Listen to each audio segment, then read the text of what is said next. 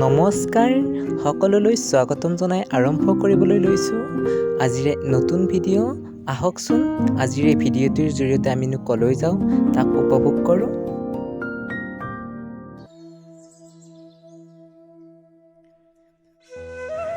দৰং জিলাৰ চিপাঝাৰৰ ভোক্তাবাৰীত অৱস্থিত অতি প্ৰাচীন প্ৰায় 400 বছৰ পুৰণি এই মনপুৰগড় কালী মন্দিৰত অৱস্থিত শ্ৰী শ্ৰী মহাকালী পীঠ শিৱ মন্দিৰলৈ যাওঁ আহক। ঘোঁৰাবান্ধাৰ পৰা প্ৰায় 2 কিলোমিটাৰ আহি পশ্চিম দিশে অতি কমেও 700 মিটাৰ গৈ এই পীঠখন অৱস্থিত।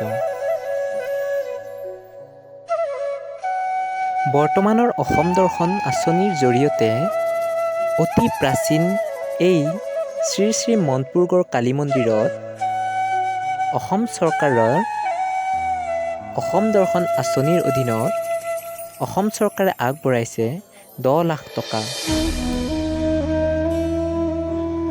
আৰু লগতে আমি যিটো পথেৰে আহি আছোঁ এই পথটিৰ কাষত থকা পথাৰ দুখনতে 2005 চনত অসম সাহিত্য সভা অনুষ্ঠিত হয় আৰু ইয়াৰ লগতে এই বৰ্ষৰ নিৰ্বাচনী প্ৰচাৰৰ বাবে ভাৰতবৰ্ষৰ প্ৰধানমন্ত্ৰী ডাঙৰীয়াই আহি এই পথাৰতে ভাষণ প্ৰদান কৰিছে। আৰু আমি আহি স্ক্ৰীণত দেখা এই ঠাইখিনিৰ কাষতেই প্ৰধানমন্ত্ৰী ডাঙৰীয়াই ভাষণ প্ৰদান কৰিছিল।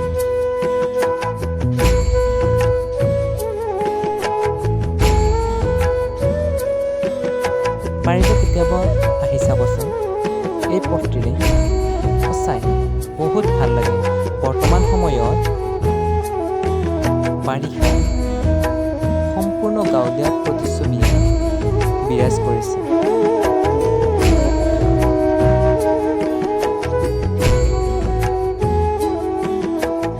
আজি যিখন পীঠলৈ আহি আছোঁ এই পীঠখনত শিৱ মন্দিৰৰ লগতেও জেঠ মাহত অনুষ্ঠিত হোৱা অমাৱস্যাৰ দিনা যি কালী পূজা কৰা হয় সেই পূজাভাগ দৰং জিলাৰ লগতে অসমৰ সকলোৰে পৰা ভক্তৰ অগণন সোঁত বয়।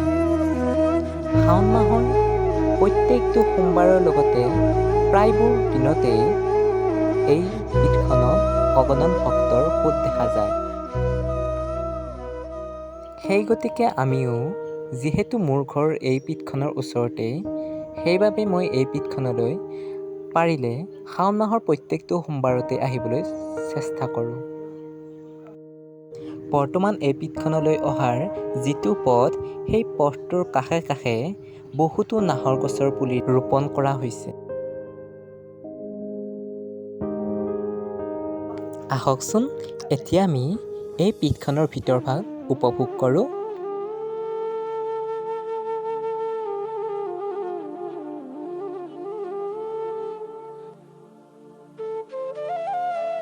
যিহেতু এই পীঠখন কালী পূজাৰ বাবে অসমৰ সকলো লোকে জ্ঞাত আৰু আজিৰ এই মই ভিডিঅ'টোত মহাপীঠখনৰ শিৱ মন্দিৰৰ অংশখিনিয়ে দেখাব চেষ্টা কৰিছোঁ।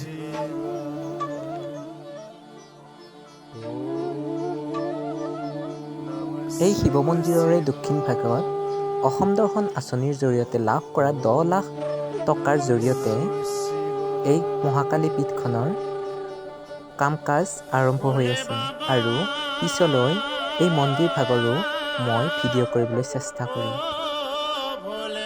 আহকচোন এতিয়া আমি এই শিৱ মন্দিৰ ভাগৰ ভিতৰ ভাগ দৰ্শন কৰোঁ।